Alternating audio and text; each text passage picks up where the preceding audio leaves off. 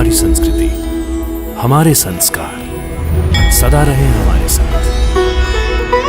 भारत के महान ग्रंथों और काव्यों का संपूर्ण संकलन।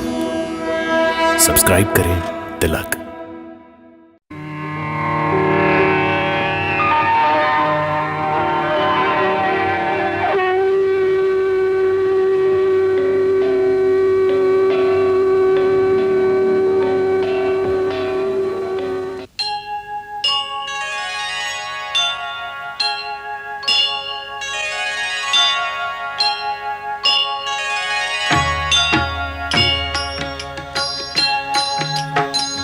सीताराम चरित अति पावन, मधुर सरस अरु अति मन भावन।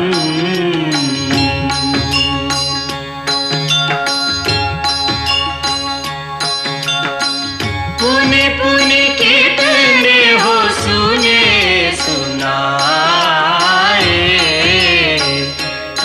की प्यास बुझत न बुझाए।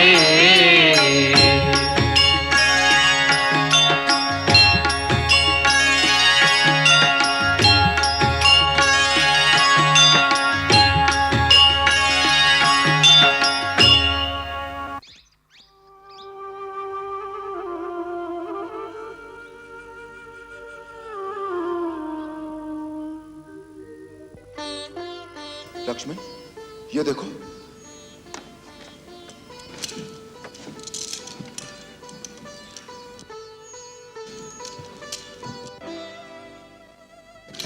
लक्ष्मण, ये देखो, ये सीता की चूड़ियां हैं।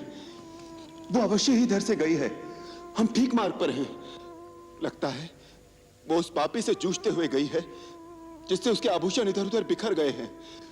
हाँ भैया, ये ठीक मार्ग है। चलो आगे चलें।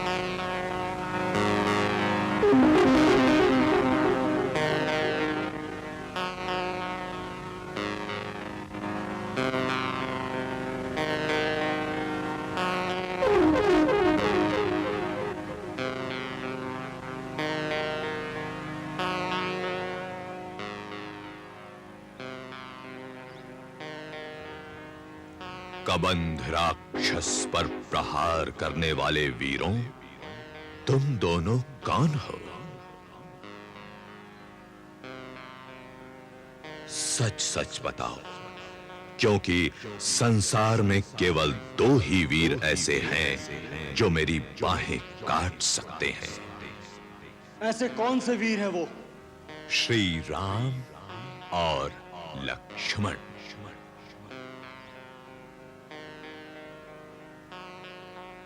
तुम राक्षस होकर राम और लक्ष्मण को कैसे जानते हो?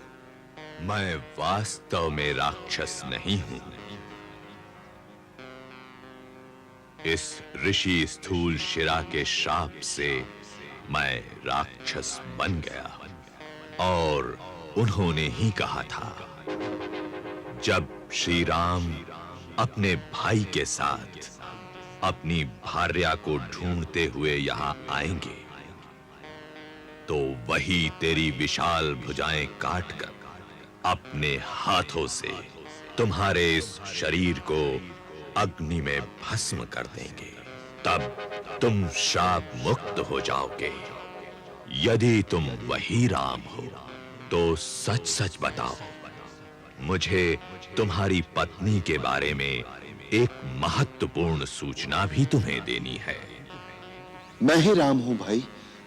मेरी पत्नी के संबंध में महत्वपूर्ण सूचना क्या है? मुझे तो केवल इतना ही मालूम है कि रावण नाम का राक्षस मेरी पत्नी सीता का हरण करके ले गया है, परंतु वो कहां रहता है, कैसा उसका प्रभाव है, यह हम नहीं जानते। यदि तुम जानते हो तो कृपा करके उसके संबंध में हमें पूरी सूचना दो। अभी नहीं दे सकता। मेरा ये राक्षसी शरीर श्राप जनित है। ऋषि के श्राप से मेरे सुंदर शरीर के साथ मेरा दिव्य ज्ञान और विज्ञान दोनों लुप्त हो गए हैं। यदि आप मुझे गड्ढे में डालकर मेरे इस शरीर का दाह करोगे तो ही मैं अपने वास्तविक गंधर्व रूप को प्राप्त हो जाऊंगा।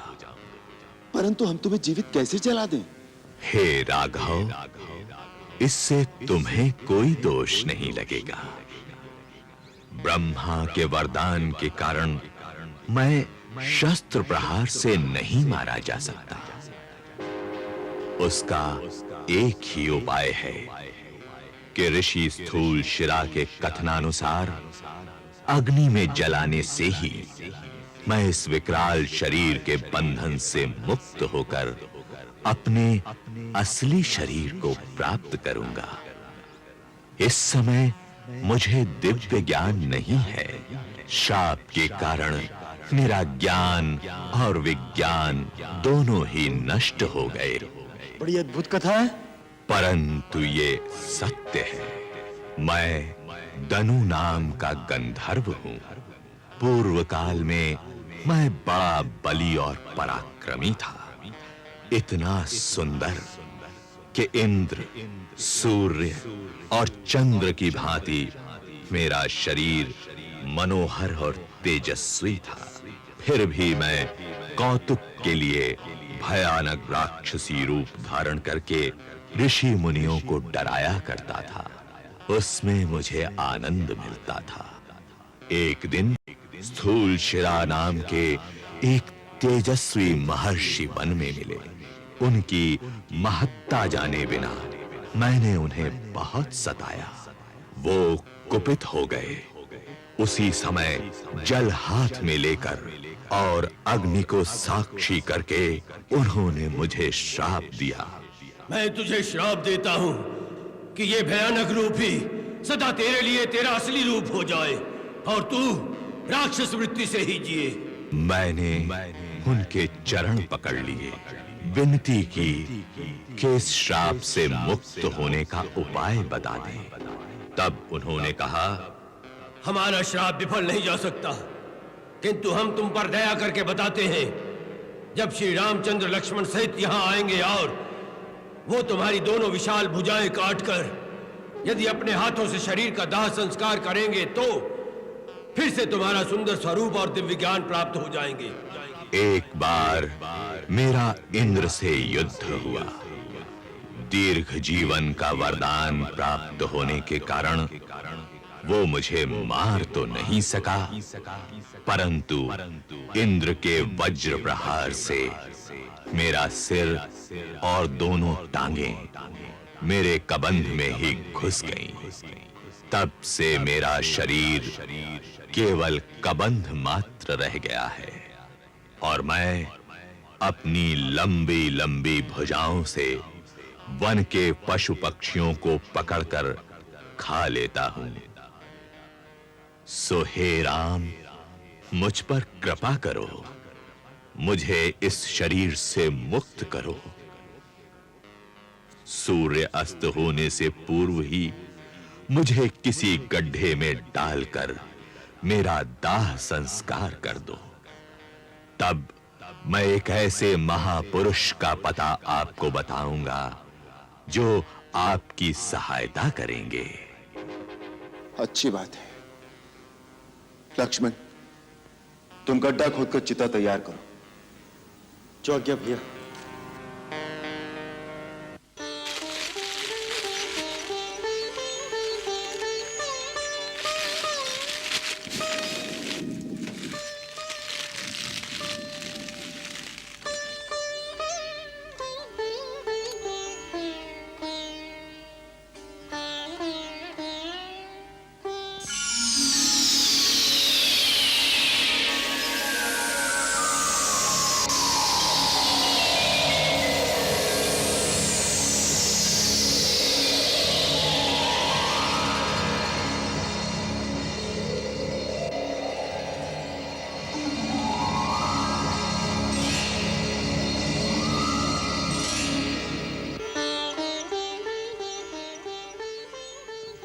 हे राघवेंद्र, आप धन्य हैं। आपकी करुणामयी दृष्टि के कारण मैंने पूर्व के समान अपना सुंदर शरीर पुनः प्राप्त किया है। अब मैं अपने दिव्य ज्ञान से जो देख सकता हूं वो सुनाता हूं। रावण देवताओं के कोषाध्यक्ष महागंधर्व कुबेर का छोटा भाई है। पुलत्स्य ब्रह्म का पौत्र और ऋषि विशर्वा का पुत्र है। ब्रह्मा से वर पाकर वह दिग्विजयी हो गया है। वो दानवों अर्थात पूर्व देवताओं का राजा है। वही आपकी भार्या को लेकर दक्षिण दिशा में गया है। जहां वो गया है वहां तक मेरी दृष्टि नहीं जा सकती, परंतु मैं जो देख रहा हूं वह बताता हूं। दक्षिण की ओर जाने पर आपको एक परमवीर वानरों के राजा सुग्रीव मिलेंगे। उनसे आपकी मित्रता होगी। वो सीता जी की खोज करने में आपकी सहायता करेंगे। सुग्रीव इस समय ऋषिमुख पर्वत पर रहते हैं। आप शीघ्र ही उनके पास जाइए और उनसे मित्रता कीजिए। मैं देख रहा हूं कि अंत में आप रावण पर विजय पाएंगे। परंतु ऋषिमुख पर्वत तक जाने का कौन सा मार्ग है? आप पश्चिम दिशा को होते हुए दक्षिण प्रदेश के कई पर्वत और नदियों को पार करके पंपा सरोवर नाम के एक सुंदर सरोवर पर पहुंचेंगे। वहां महामुनि मतंग का आश्रम है। उनके तपोबल के प्रभाव से उस आश्रम के निकट जाने से ही प्राणी में हिंसा की समस्त वृत्तियां स्वयं ही नष्ट हो जाती हैं। मतंग मुनि नहीं रहे, परंतु उनकी एक परम शिष्या महातपस्विनी शबरी अब भी वहां रहती है। वो अपने गुरु की आज्ञा अनुसार आपके आगमन की प्रतीक्षा कर रही है। वो आपको भगवान मानकर नित्य प्रति आपकी पूजा करती है। जब आप उससे मिलेंगे तो वो आपको महाबली सुग्रीव तक पहुंचाने का आगे का मार्ग बताएंगी। हे राम, आप शोक न करें, आप अवश्य विजयी होंगे। अब मुझे आज्ञा दीजिए।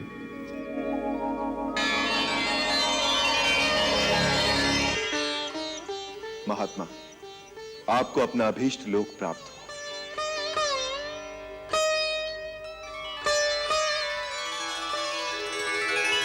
भिलनी परम तपस्विनी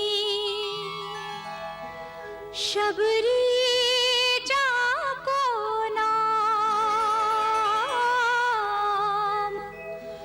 गुरुमतंग कह कर गए तो ही मिलेंगे राम।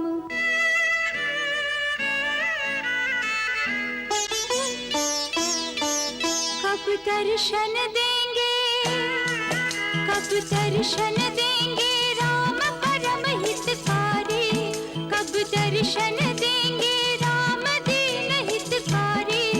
रास्ता देखत शबरी की उम्र गई सारी। रास्ता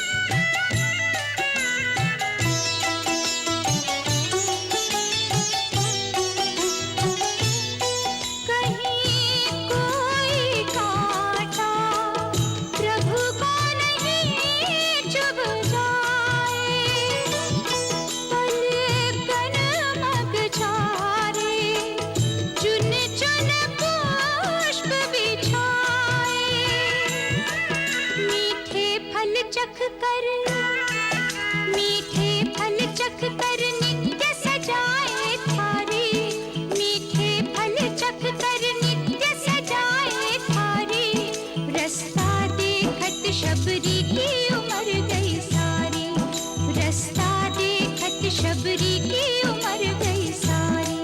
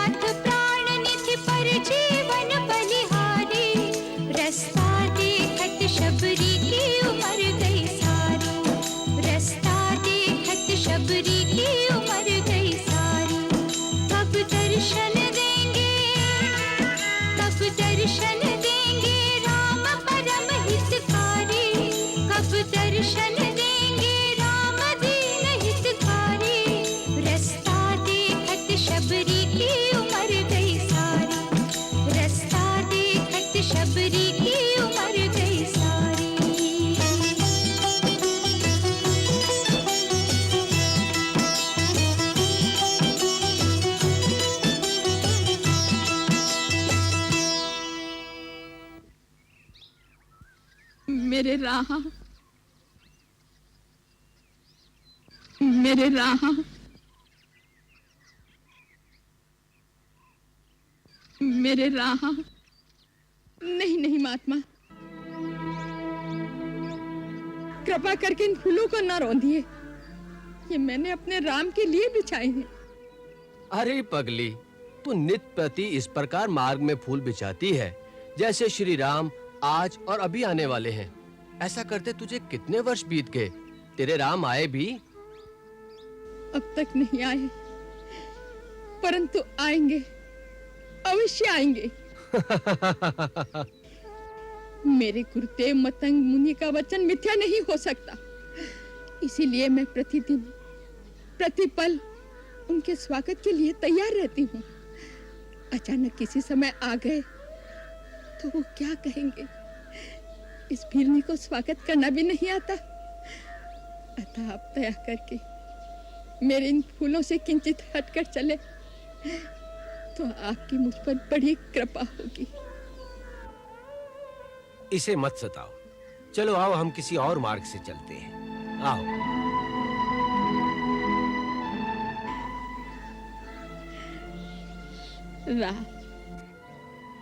मुझे तो कभी-कभी ऐसा लगता है जैसे कि बिल्ली पागल हो गई हो सकता है, परंतु ये भी मत भूलो कि भक्ति और पागलपन में अधिक अंतर नहीं होता। सांसारिक दृष्टि से देखो तो भक्त पागल ही जैसा दिखाई देता है। शबरी महातपस्विनी है और उसे सिद्धि प्राप्त है, परंतु उसमें सिद्धि का अहंकार लेश मात्र नहीं है। यही एक सच्चे भक्त की निशानी है। जी गुरुदेव।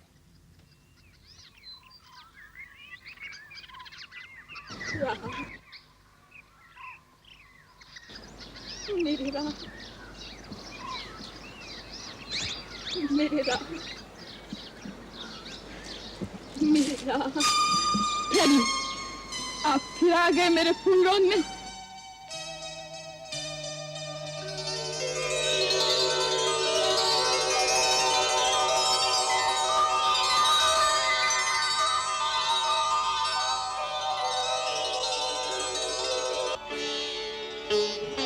कौन है आप?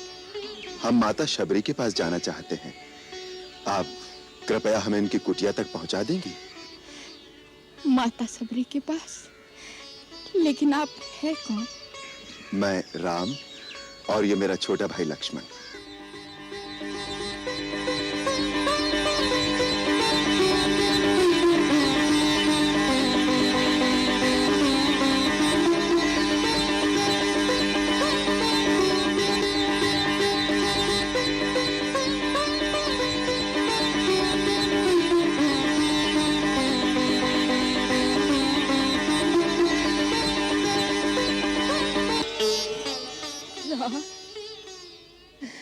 लक्ष्मण, आप आ गए प्रभु, आप आ गए सबरी की कुटिया में। मैं छठवती आपको पहचान नहीं पाई प्रभु, मुझे क्षमा कर दो प्रभु। प्रभु क्षमा कर देना प्रभु, मैं जड़मती आपको पहचान नहीं पाई। हे दया निधान, दयालु है, आप दयालु है, मुझे क्षमा कर देना प्रभु।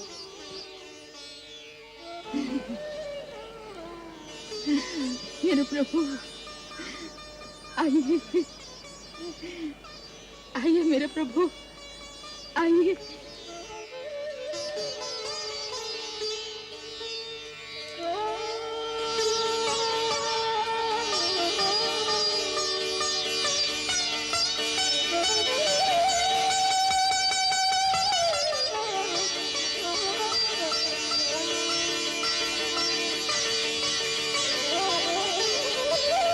पधारिए प्रभु, पधारिए, पधारिए प्रभु, आइए।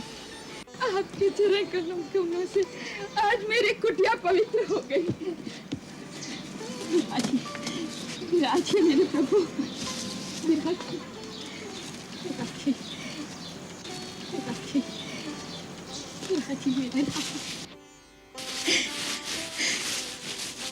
मैं आपके चरण पखारती हूँ।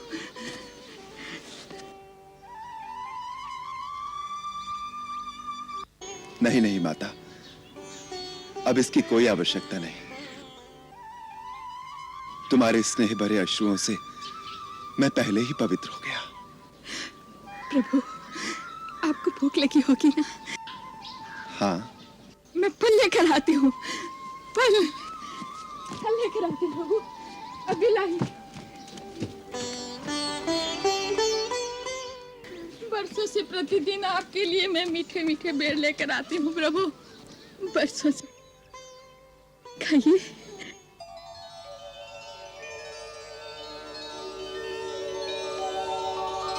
खाइए प्रभु, बहुत मीठे हैं, मैंने चक-चक कर रखे हैं।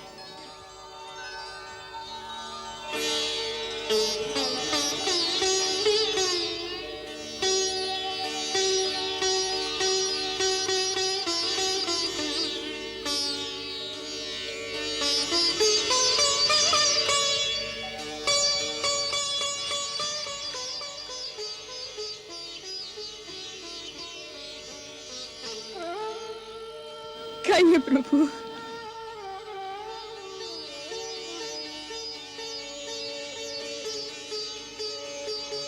लक्ष्मण, खाओ।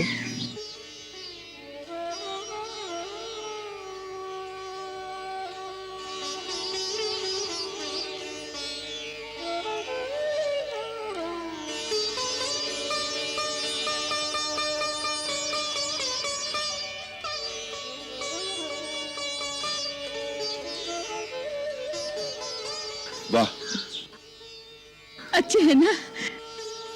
मीठे हैं। इनकी प्रशंसा के लिए शब्द नहीं है मेरे पास। इतने वर्षों बाद ऐसा लगा जैसे माता कौशल्या अपने हाथ से खिला रही हो। लक्ष्मण, ऐसे मीठे फल तो भगवान को वैकुंठ लोक में भी नहीं मिल सकते। ये सब मेरे परम गुरु महामुनि मतंग की शक्ति का प्रभाव है। उनके तपोबल के प्रभाव से इस मतंग मन में फूल कभी नहीं मुरझाते, फल सदैव ताजे रहते हैं। इस आश्रम के चारों ओर समस्त प्राणी अपनी हिंसा वृत्ति छोड़ देते हैं। परम गुरु जहां बैठते थे, उनके चरणों में वन के सिंह और आश्रम की गाय बकरियां एक साथ पानी पीती थी। उनको परलोक सिधारे वर्षों बीत गए, परंतु जिस वेदी पर बैठकर वो यज्ञ किया करते थे, उसमें अभी तक एक तेज, एक प्रकाश की आभा झलकती रहती है।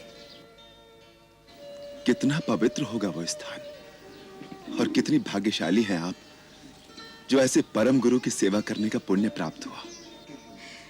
उसी सेवा का पुण्य फल है जो आपके दर्शन हुए हैं। हे राम, साक्षात भगवान का दर्शन करके मेरे कई जन्मों के पुण्य फलीभूत हो गए हैं। जब आपके चित्रकूट पहुंचने का समाचार मिला, उन्हीं दिनों गुरुदेव आश्रम के समस्त मुनियों को लेकर दिव्य विमानों में बैठकर अपने धाम को चले गए।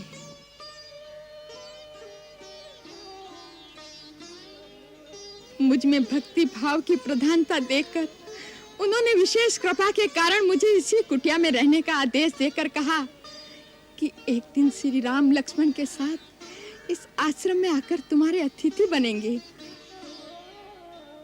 उनके दर्शन मात्र से तुम अपनी भक्ति का चरम फल प्राप्त करोगी।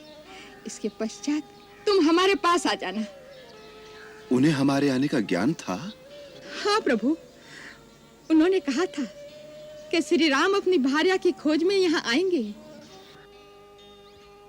तुम उन्हें महाबली सुग्रीव तक पहुंचाने का मार्ग बताकर कहना कि वह सुग्रीव से मित्रता करके रावण पर अवश्य विजय पाएंगे और सीता सहित आनंद पूर्वक अयोध्या जाएंगे।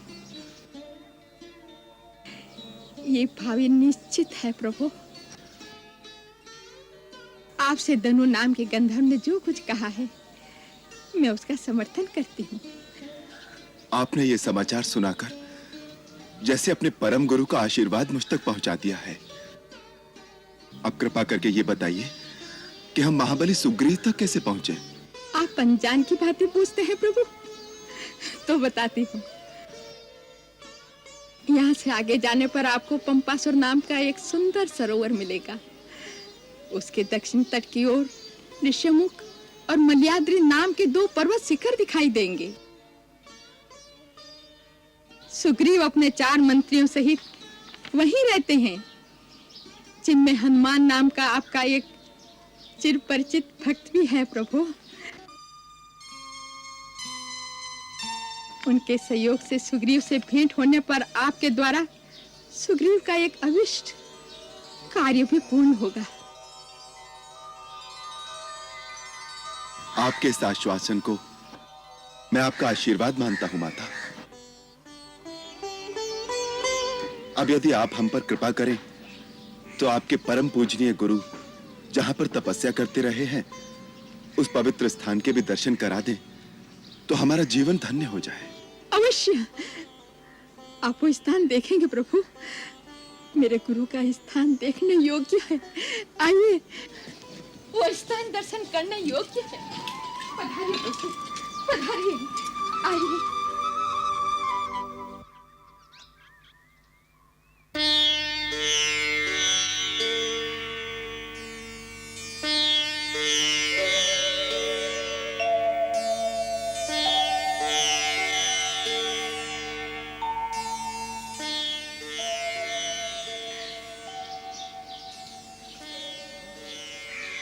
देखो लक्ष्मण, जब एक मनुष्य स्वार्थ की सीमा को लांघकर परमार्थ की भूमि में तपस्या करता है तो उसकी शक्ति में कितना तेज होता है।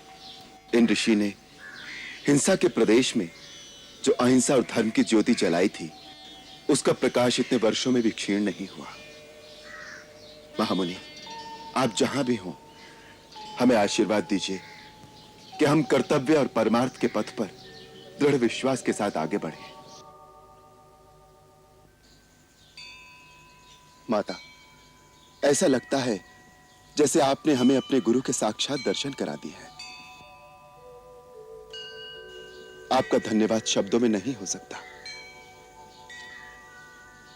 अब हमें जाने की आज्ञा दीजिए। आज्ञा तो उससे पहले आपको मुझे देनी होगी राघवेंद्र, और उससे भी पहले अपनी भक्ति और उसका ज्ञान मुझे देना होगा। माता, मैं तो केवल इतना ही जानता हूं कि भगवान के निकट जाति पाति, ज्ञान, धर्म, कुल, गुण और चतुराई का कोई मोल नहीं होता। वो तो केवल भक्ति के नाते को ही सच्चा नाता मानते हैं। फिर आप तो स्वयं परम सिद्ध और भक्ति की पराकाष्ठा है। मैं आपको क्या ज्ञान दे सकता हूं? नहीं प्रभु, मेरे गुरुजी का यही आदेश था कि मैं आपके श्री चरणों की सेवा से भक्ति और आपके मुखारबिंद से भक्ति का ज्ञान पाऊं।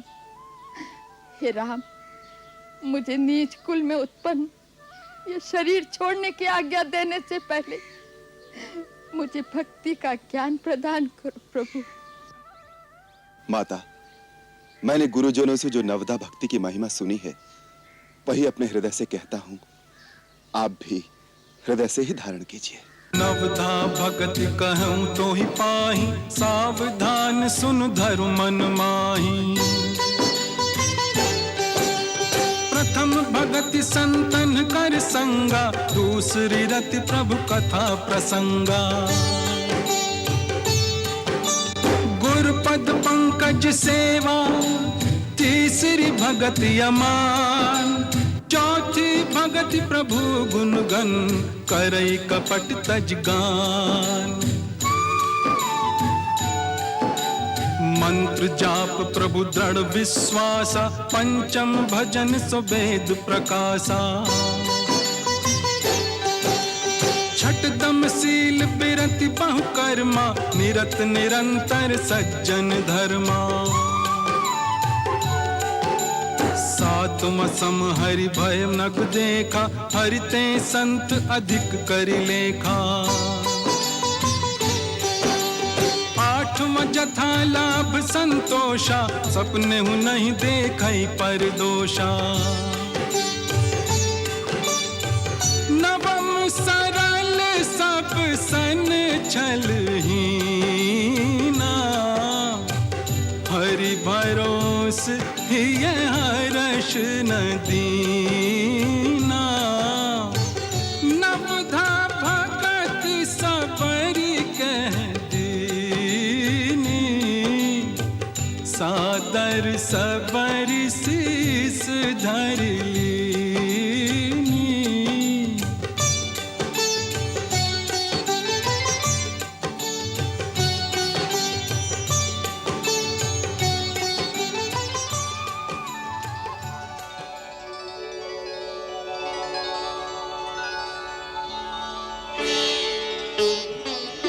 दयाल, आपने दीन जानकर जो इस सेविका पर कृपा की है वह सदा बनाए रखना। ऐसी दया करना कि मेरा चित्त इन श्री चरणों से कभी विमुख न हो। अब मुझे अपने गुरुदेव के पास जाने की आज्ञा दीजिए प्रभु।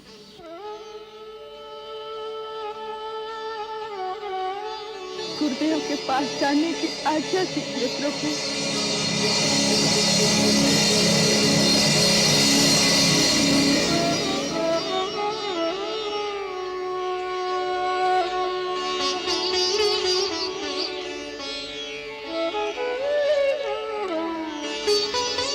माता, आपका मार्ग भक्ति की ज्योति से प्रकाशमान हो।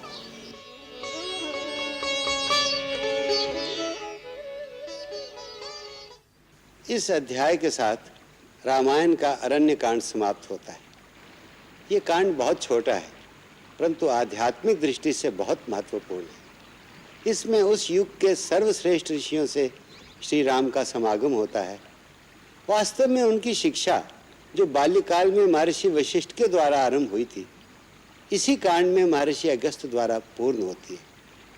अरण्य कांड में और भी कई परम सिद्ध महात्माओं ने उन्हें गूढ़ उपदेश दिए। वो ज्ञान रत्न समेटते हुए महर्षि अगस्त्य तक पहुंचते हैं। रामायण में महर्षि अगस्त्य अंतिम ऋषि हैं जिनसे उनका मिलन होता है, क्योंकि इसके पश्चात उन्हें केवल भक्त मिलते हैं, हनुमान, विभीषण, शबरी आदि। इसी कांड में उनकी शिक्षा, उनके ज्ञान की पूर्ति भी होती है। उनकी अस्त्र विद्या में जो कमी या अपूर्णता ऋषि विश्वामित्र के यहाँ रह गई थी, वो भी इस कांड में अगस्त्य मुनि द्वारा पूर्ण हो जाती है। और इसी कांड में अचानक कहानी एक ड्रामेटिक मोड़ लेती है। जीवन में सहसा ही सीता हरण जैसी घटना घट जाती है और श्री राम जैसा स्थिर बुद्धि और धीर वीर पुरुष भी धैर्य खो देता है। जैसा गोस्वामी जी ने लिखा है, एक प्राकृत दीन पुरुष की नाई अपना संतुलन खोकर श्री राम हर प्रकार से हताश हो जाते हैं। इसी कांड में मित्रता का भी एक ऐसा अनुपम उदाहरण है, जहां जटायु एक पक्षी होते हुए एक मानव के लिए अपने प्राण दे देता है। यह घटना विभिन्न योनियों में आत्मा की एकता को सिद्ध करती है। शरभंग ऋषि और देवराज इंद्र की कथा यह सिद्ध करती है कि मानव यदि पूर्ण कर्मयोगी हो तो उसका स्थान देवताओं से भी ऊंचा होता है। इसी विषय में श्री राम भी कहते हैं कि जो लोग महात्माओं से वो कुछ मांगने जाते हैं जो उन्होंने अपनी तपस्या से कमाया है, वो एक चोर की भांति होती हैं जो उससे उनकी कमाई चुराने जाते हैं। ये कांड परम शिक्षाप्रद और भक्ति रस से ओतप्रोत है, क्योंकि शबरी की कथा भी इसी में आती है। जिस देश में रामायण जैसी महान गाथा गाई जाती हो, जिसमें शबरी जैसी नीच जाति की भीलनी के द्वार पर भगवान राम स्वयं जाकर उसके झूठे बेर खाकर अपने को कृतार्थ मानते हों, उस देश में आज भी जाति पांति का फर्क या सांप्रदायिक द्वेष की कोई बात कहे तो मुझे विश्वास नहीं होता। जो रामायण को मानता है वो कभी ऐसा नहीं कह सकता, कभी ऐसा नहीं कर सकता। ऐसी मेरी मान्यता है और अपेक्षा भी। अच्छा, जय राम जी की। मंगल भवन अमंगल हारी, प्रभु सुदशरथ अजिर बिहारी।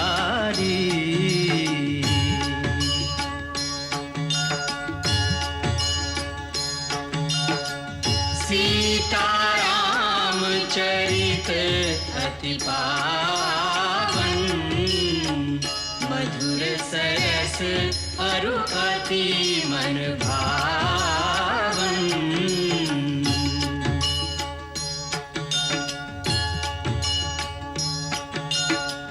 पुनि पुनि कितने हो सुने सुनाए, की प्यास बुझत न बुझाए।